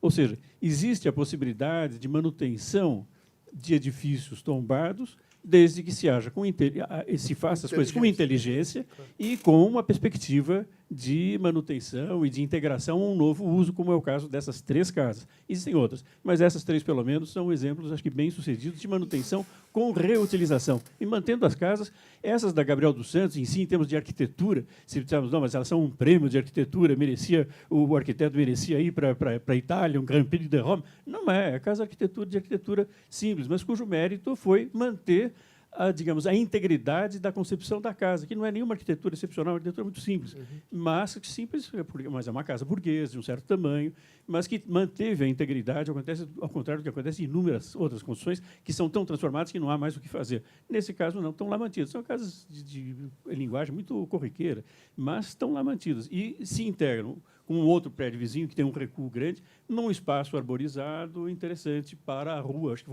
ali, claramente, houve um benefício para a rua e a manutenção, não só dos prédios como referência de memória, mas para o próprio ambiente daquela rua, daqueles pedaços. Era só isso que eu queria colocar, e, evidentemente, não é o caso de fazer outras considerações agora, que não há tempo, nem é o caso. Obrigado. Não, enfim, Lefebvre, te agradeço, Giovana, já te devolvo. Acho que você está tendo aqui um bom contexto do que é essa discussão aqui na cidade de São Paulo. E acho que é importante reconfigurar, digamos, o espaço de deliberação, discussão e de decisão sobre esses temas. Porque, olhando de fora, a sensação que eu tenho é que o jogo foi jogado mais ou menos da seguinte maneira. Ficou uma espécie de jogo polarizado entre, digamos, a voracidade das incorporadoras de um lado e construtoras e, digamos, uma espécie de xiitismo preservacionista encastelado em alguns órgãos públicos, que aí bloqueia tudo. Né? Diante da voracidade, bloqueia tudo. E a gente precisa abrir o espaço de discussão mais inteligente sobre esses temas. Me parece que a gente, pouco a pouco, vão surgindo exemplos na área privada de que é possível fazer, com o objetivo de lucro, alguma coisa que faça sentido do ponto de vista da preservação da memória da cidade, né? Enfim, um pouco esse espaço aqui é o espaço de dar uma certa visibilidade para isso que são outros caminhos. Mas, Giovana, queria te devolver a bola para considerações finais. Congelar o passado. Ninguém quer. Ninguém quer. E eu concordo com aquilo que você falou sobre a rigidez das instituições de tombamento, que muitas vezes existe. Ora, não sei, no caso específico aqui em São Paulo, na Itália, se você tem um bem tombado, quem possui um bem tombado, chega ao tombamento, considera aquilo uma desgraça total, não? Sendo que a coisa poderia ser modificada. Que bom, meu bem é tombado. Quer dizer, uma outra atitude das situações de tombamento deveria transformar, através depois de uma legislação. Mas não é um tema puramente. Não é um tema. Depende, mas não é um tema puramente ideológico. Há de partir do reconhecimento realista, pragmático, que pode implicar uma perda patrimonial importante. Você está dizendo, mas a família Matarazzo teve uma perda patrimonial. Bom, tá bem, faz cócega. para algumas famílias não faz cócega. E você tem o custo de manutenção. Você não pode, o teu preço de mercado de venda daquilo, a liquidez vai para o... Você não vende. É muito difícil. Né? O teu valor de mercado vai lá embaixo. Você tem um custo de manutenção da casa sem nenhum benefício fiscal. Nenhum, zero. Paga IPTU. Quer dizer, então, para dizer em inglês, it's not a fair deal. Né? Quer dizer, acho que eu tenho um grande respeito pela tradição europeia, eu acho que é fundamental. Mas sejamos realistas. E uma sugestão objetiva seria essa discussão de dar o benefício tributário. Exato. O sujeito pagar IPTU, se está sendo lhe retirado. Exatamente. Por isso que eu acho assim, eu tenho um lado de... Deixa eu fazer uma... Tem umas coisas dos americanos que a gente detesta, tem outras coisas que são divertidíssimas e interessantes. A proposta que o cara fez para o Leal é sensacional. Ele fala que tá aqui que eu monto. Traz daqui. Aí veio o orgulho francês e diz, não pode sair daqui. Eu destruo, mas não sai da minha pátria. Né? É aquela coisa que você tem na ponta norte de Nova York, do Cloisters. Tinha lá um milionário americano, comprou uns castelos europeus e montou aquele negócio ali. Então, a gente tem, Giovanni, você sabe disso, tem muita coisa ruim do Novo Mundo, mas tem coisa interessante no Novo Mundo, Claro, né, que tem uma abertura maior para, digamos, de uma maneira simplória e quase boba, para uma certa dinâmica da vida. Né? A vida é mudança. A vida é mudança. Se trata de saber como é que você faz a mudança, ter uma certa governança sobre a mudança. Mas fincar o pé e dizer daqui não sai, ninguém nem mentira, não vai funcionar. Na Itália tem agora está muito na moda uma palavra nos estudos feitos sobre conservação, especialmente a conservação das indústrias, das antigas fábricas, das escrituras industriais.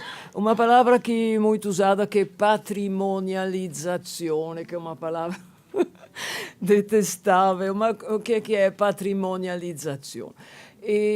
Essa teoria diz que não adianta tentar preservar e conservar algo se não tem esse processo de patrimonialização.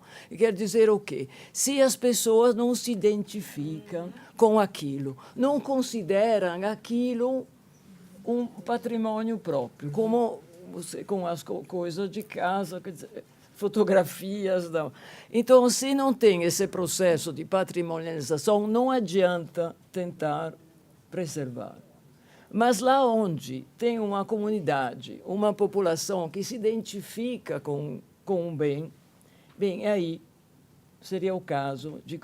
Os casos que eu mostrei, nenhum dos bens que eu mostrei era tombado, evidentemente, mas todos eles, eu escolhi eles de propósito, todos eles eram patrimonializados, que eles eram considerados algo que pertencia à cidade. Claro. Só que pertenciam a pessoas, por exemplo, que não tinham voz. Você lê os artigos sobre o Muro do Castelo, aquela sujeira, aquela pobreza, aquele mau cheiro. Se defende a vista, a paisagem, não é? Mas as pessoas... Quem morava lá, foi feito um trabalho incrível recentemente no Rio de Janeiro, no âmbito de um projeto que se chama Arquivo Vivo. Encontraram alguns antigos moradores do castelo, entrevistaram para saber as lembranças que eles tinham. E eram lembranças fantásticas de festas, de uma comunidade muito coesa, de uma vida boa que eles levavam lá. E que não era, quer dizer, aquela imagem era construída pela empresa. Lá tinha uma patrimonialização, ou se tinha, mas era feita... As pessoas que moravam lá consideravam aquilo uma casa muito agradável. Os outros, evidentemente, que nunca tinham subido lá, consideravam aquilo uma vergonha para a cidade. Quer dizer, lá, quando tem esse processo de que uma comunidade qualquer, pode ser os moradores das casas que o senhor citou e tudo mais, aí vale a pena de agir. E aí, talvez, as instituições poderiam ter umas atitudes diferentes para o patrimônio, para da conservação, poderiam ter uma atitude diferente daquela que normalmente... Sim. Você queria falar alguma coisa, Silvana? É uma coisa Parece um caso perdido, mas, enfim, como a gente está diante de pessoas que estão pensando nisso, eu moro no bairro de Pinheiros, que é um bairro que tem uma parte muito antiga e, enfim, uma mistura, né? Mas, com a presença do metrô, esse bairro, a gente está vendo esse bairro terminar no que ele tem de grupos de casas antigas, casas simples. E a impressão que a gente tem, cada vez que você atravessa o bairro, você vê mais tapumes que vão cobrindo 6, 8, 10 casas, né? É uma coisa assim, a gente assiste, quer dizer, quando a senhora fala de patrimonialização, eu não sei, quer dizer, as pessoas lamentam, mas não existe um movimento suficientemente robusto para as pessoas, bom, vamos preservar uma parte, vamos... Quer dizer, isso parece fadado ao fracasso, então. Quer dizer, o negócio é só ir lá e fotografar, é isso? Só resta essa saída. Como evitar? Não, é porque, assim, o que vai ficar? Quer dizer, é um bairro que vai perder totalmente a feição, a cara, o jeito. Quer dizer, nós vamos ter só as fotos. Não é estranho isso? Se a gente teria como trabalhar para poder pensar isso de uma forma, como diz o Sérgio, inteligente. Será que não tem alguma coisa lá? Quer dizer, ainda só para finalizar, tem algumas ruas de paralelepípedo, que é um lugar que é muito usado para fazer filmes, porque eu imagino que quando as pessoas vão trabalhar com os anos 50, 40, ali o pessoal isola, joga água, porque fica mais bonito na filmagem. E tem uma escola antiga dos anos 50, muito interessante. Mas, tirando isso, me parece a última esperança do bairro, entende? O pedaço da escola e da rua de paralelepípedo. Agora, projeto Como Salvar Pinheiros. Vamos lá. Luciano, mas, digamos, não vamos deixar sem resposta, Silvana. Vamos lá, vamos, avante. Não, eu queria, na verdade, fazer mais uma consideração, um comentário final, aproveitando, inclusive, da presença aqui na sala de um outro convidado da FAUSP, que é o professor Stefano Bertocci, que eu cumprimentar. Cadê o Stefano? Stefano é um especialista de levantamento arquitettonico, di documentazione architettonica, e ele está trabalhando aqui com a FAO para um projeto de documentação de edifícios históricos aqui na cidade de São Paulo. Eu queria aproveitar justamente da experiência que ele representa também da Universidade de Florença para dizer justamente que, tomando um pouco as palavras da Giovanna, você quis fazer um pouco uma contraposição. Eu queria fazer, pelo contrário, também uma conciliação. Cioè, no fundo, a experiência de Florença mostra justamente que tem uma fronteira, que é a fronteira do chamado reuso, da reutilização, não é? Que nessa fronteira do reuso tem uma importância muito forte ao saber histórico, à documentação histórica. Então, o problema da formação de historiadores também da cidade, da arquitetura, é uma fronteira muito importante nesse sentido, para envolver todos os atores sociais que fazem parte dessa questão, e me parece que emerge claramente do debate. Sou muito feliz desse debate de hoje, porque emerge muito essa fronteira como a fronteira da formação próxima dos arquitetos, isto é, a necessidade de rever o conceito da modernização a partir do reuso, da reutilização da cidade. E isso queria deixar um pouco um comentário para o Paolo e para a Giovanna.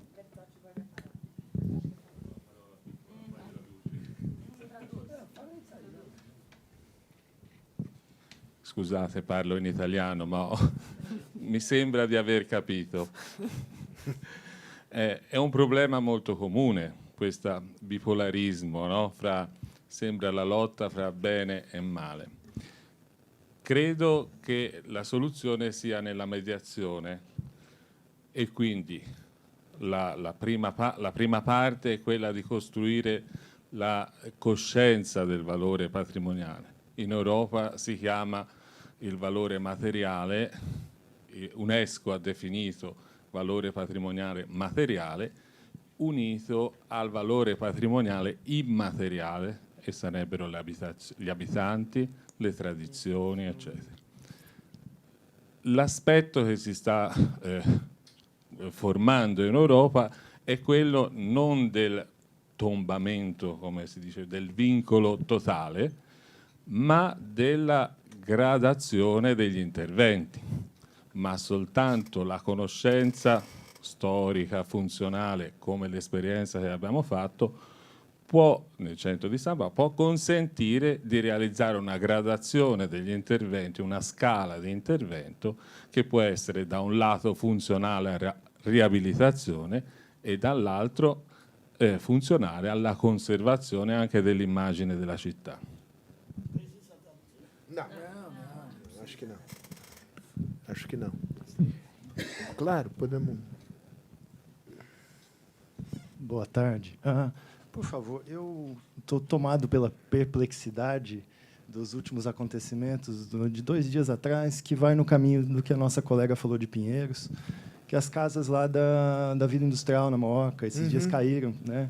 Foram demolidas, e a gente fica se perguntando até quando.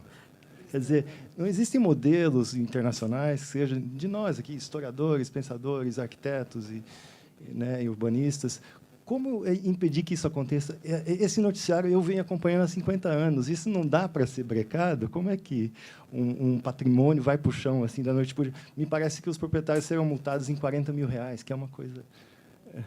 Obrigado. Quem se aventura aqui? Você quer, Paulo, se aventurar?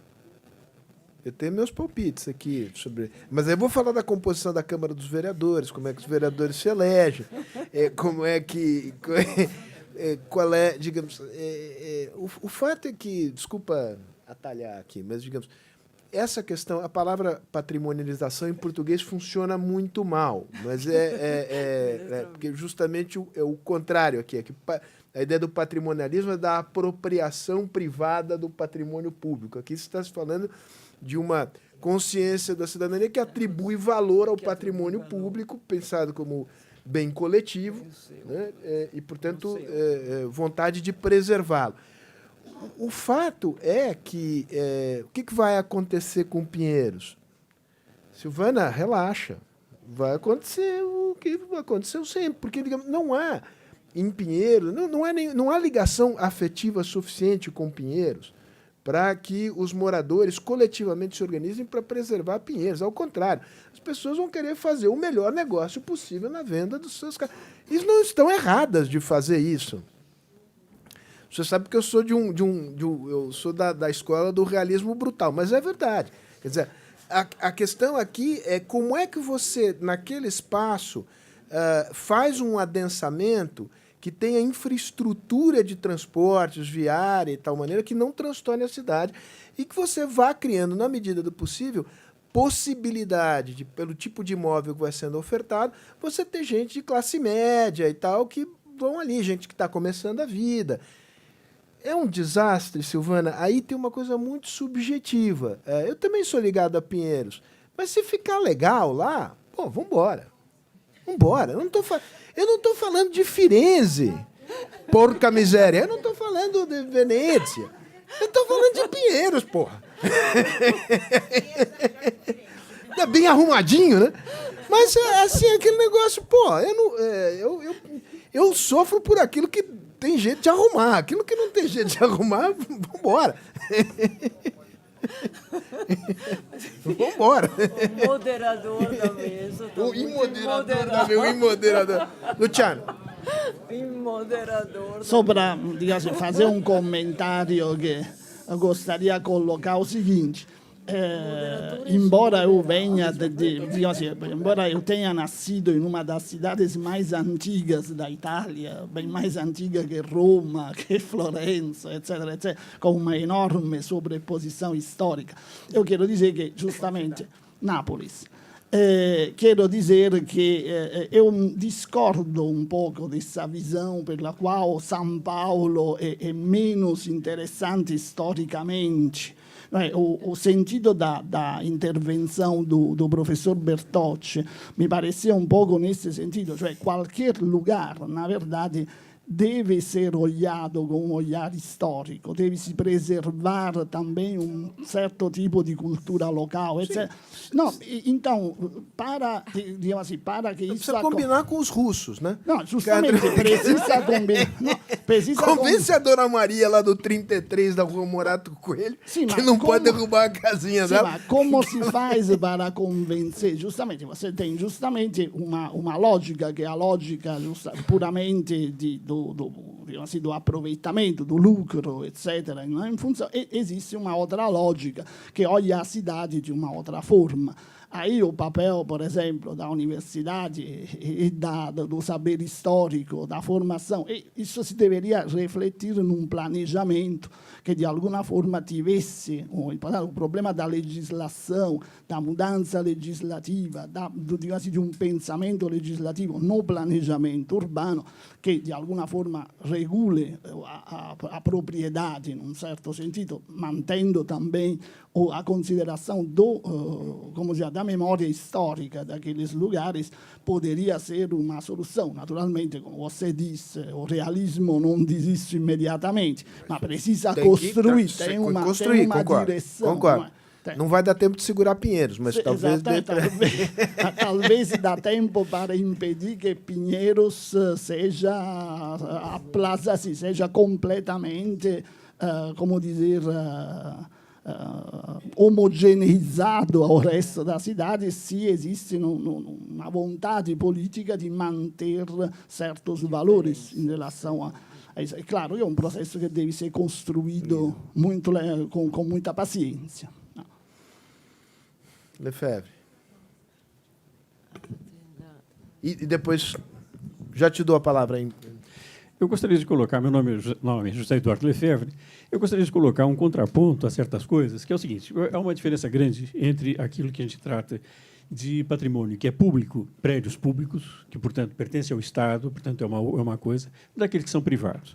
No que diz respeito aos privados, não vou entrar nos públicos, mas no que diz respeito aos privados, particularmente no que diz respeito a casas, a sua manutenção, quando o raciocínio da preservação passa estritamente pela máxima monetarização daquele bem, vai para o chão, não tem dúvida. Quer dizer, as pessoas, em geral, querem, por várias razões, até por motivos de herança, são várias pessoas, têm que dividir aquele dinheiro, mas vai para a máxima monetarização, ou seja, tem que tirar o máximo de dinheiro daquele bem, porque aquilo tem que se transformar em dinheiro no bolso. Por aí não há preservação, a menos que haja um interesse imaterial de afeto, de relação afetiva com aquela construção e do seu significado para o proprietário e, eventualmente, para a casa. Eu vou dar dois exemplos. Eu vou colocar um pouco o meu exemplo. A casa onde eu sempre morei, eram os meus pais. Foi meu pai que construiu, nos Estados Unidos. Ela está lá conservada, está alugada atualmente, no local é muito movimento, realmente não dá para morar ali, é impossível. Mas ela está lá, está com a mesma cara que sempre teve, eu reformei para todo mundo, mas está lá a arquitetura. Me dá prazer, a mim, pessoalmente, passar em frente e ver que a casa está lá. Se eu pegar a fotografia de 1933, quando meu pai acabou de construir a casa, ela está lá inteirinha. Claro que por dentro sofreu modificações, e ela não é tombada. O arquiteto, eu sei quem é o arquiteto, não é nenhum arquiteto excepcional. Está num belo corredor de serviço, dá um pois aluguel bacana. Mas tem um valor, sim. Mas, mesmo assim, eu poderia ter passado para frente um dinheiro que... Pois é. A minha mulher mora numa casa, e eu moro nessa casa, projetada por um arquiteto, foi meu professor, Plínio Croce. E estamos lá, foi construída pelo avô dela, e sou uma das poucas pessoas que moram em casa, ainda, pelo menos do meu círculo de razões. Pouquíssimas. As pessoas moram em prédio, por várias razões, mais barato, segurança e tudo mais. Bom, e vou dar um outro exemplo, que uma pessoa, eu não vou citar quem é, porque, evidentemente, mas uma pessoa que eu conheci, que era de uma família que tinha uma casa do Rino Leve, na rua Estados Unidos. Essa casa, depois eu encontrei com essa pessoa e tudo mais, ela disse, infelizmente, a pessoa que comprou aquela casa não deu o menor valor, destruiu tudo na casa, a casa praticamente não existe mais. Eu fiquei cá pensando, mas, olha só, a família vendeu a casa e vai dar valor depois que foi vendida? É porque não tinha valor, é porque não tinha esse valor, não tinha apego àquela casa. Passa para frente e vai dizer que os outros é que tinham que preservar. Ora, francamente, né? Quer dizer, então, a preservação passa por uma relação afetiva com o bem que ultrapassa a estrita monetarização. Enquanto esse dilema não for, de alguma forma, resolvido com incentivos e com uma valorização claro. coletiva, não tem como resolver. É isso. É isso. Bom, eu já estou tomando bronca aqui, que eu devia ter terminado às 17 e não sei o quê. Como disse a Giovana muito bem, hoje eu estou um desastre como moderador, porque eu resolvi botar fogo na coisa. Desastre. Mas tem uma pessoa lá no fundo para a qual eu queria dar a palavra. Eu pediria que levassem Eu falei esmoderato.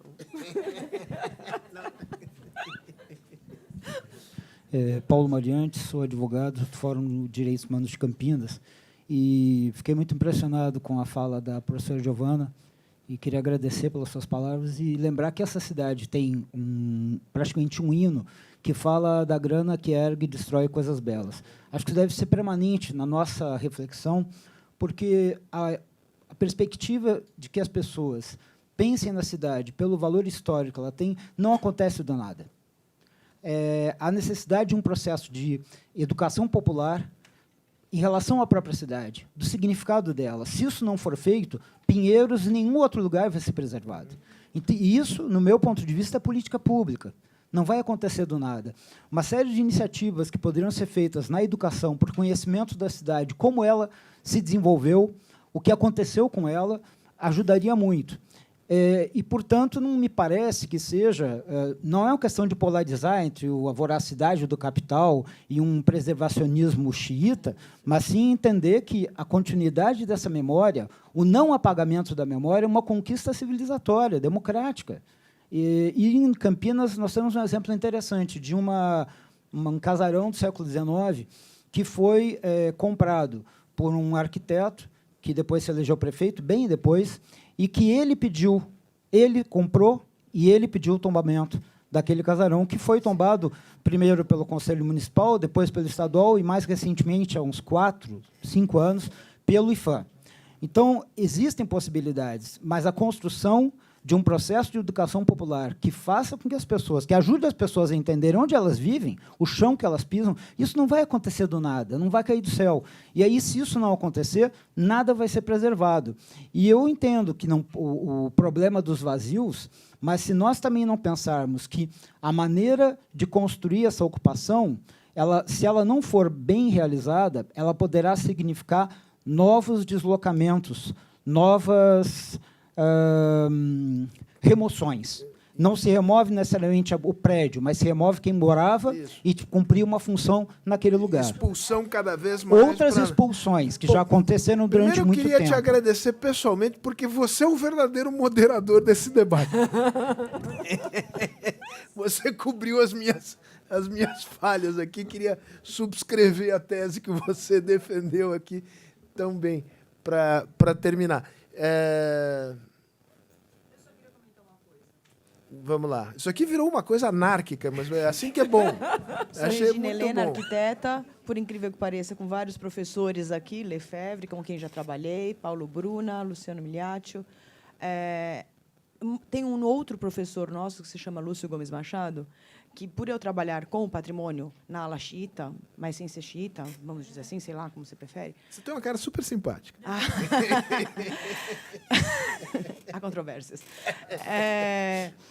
Ele sempre coloca assim, trabalhar com patrimônio é trabalhar com conflitos. Eu acho que isso... só queria colocar essa... Sim. Sim. E acho que você tem toda a razão. Como é que você democratiza essa resolução dos conflitos para que não aconteça, digamos, o que aconteceu, digamos, com o Morro do Castelo? O Morro do Castelo está acontecendo de forma diferenciada em Pinheiros e em toda a cidade. De outras formas. Eu diria... Não exageremos. Aí eu pensei do seu lado xiita. Agora aflorou o seu lado xiita. Mas aí vem o outro lado que não é o xiita, dizendo, tem uma coisa chamada diálogo. Sentar à mesa, as partes, dialogar, trocarmos ideias sobre o problema, talvez chegamos em soluções. Sejam elas soluções jurídicas, que são enormes, como o próprio Paulo Bruna afrontou aqui, que tem problema de herança e etc., etc., etc., como problemas arquitetônicos, problemas que nós temos no cotidiano nesse centro, que é acessibilidade e segurança de incêndio. Isso é está na nossa rotina, no nosso dia a dia. Então, por que não tentarmos sentar juntos e dialogar em cima disso? E a negociação se dê em cima da mesa e não por debaixo da mesa. Essencialmente. Né? Corretíssimo. Giovana, eu queria te pedir perdão pela confusão na qual nós transformamos, mas isso já deve tomar como um elogio. Claro porque que é. eu imagino um bando de gente falando em português, não é a sua língua natal, e muitas vezes te atropelando, então eu te peço desculpas, você tocou em nervos sensíveis aqui da plateia, e eu acho que foi muito legal a gente poder ter essa oportunidade. Mas queria não cometer de novo essa indelicadeza e pediria que você fizesse as tuas considerações finais para a gente poder encerrar. Eu? Sim. Tá bom. Perdi o fio da meada. Não, A culpa é nossa. A culpa é de todos nós. Não, mas achei fantástico essa discussão. Não, eu queria... pois é, precisa dialogar e precisa escutar, eu acho, escutar, porque tem todas umas falas que não são, ao longo dos séculos, dos tempos, não são escutadas. Temos o direito, quer dizer, todos, acho que têm o direito a uma cidade que conte sua história. Cada história de cada cidade, evidentemente, é diferente. Então, tem uma cidade aqui que conta uma história de um crescimento espantoso, dinâmico. Assim tem que ser. Mas, quer dizer, os cidadãos, eu acho que devem ter a possibilidade, têm direito a uma cidade que conte sua história. Então, por isso, eu esperava que alguém comentasse a reconstrução do pátio do colégio. Não, mas eu acho aquele episódio importante nesse sentido. Tem aquele lugar é incrível. Aquele lugar é incrível. É uma coleção de imagens muito forte, muito violenta. Aquele lugar conta a história da cidade, que é uma história diferente de todas as cidades, mas que a gente... Mas aí a gente vai para o ponto que ele levantou. Quer dizer, existe uma luta que é uma luta, digamos, cultural, de ir criando o conhecimento, o afeto e a ligação com a história da cidade, materializada na paisagem, na arquitetura urbana. Isto na sociedade brasileira em geral, na sociedade paulista em particular, não é um dado, isso tem que ser construído. O problema é que a velocidade desse processo é muito mais lenta do que a velocidade de outras dinâmicas. Né? Então, esse é o drama. Aqui a gente joga na defesa. Né? Enfim. É isso. Acho que por hoje está bom, né? Planejar uns ataques. Então, depois o... Tá bem. Então, gente, olha, eu queria agradecer muitíssimo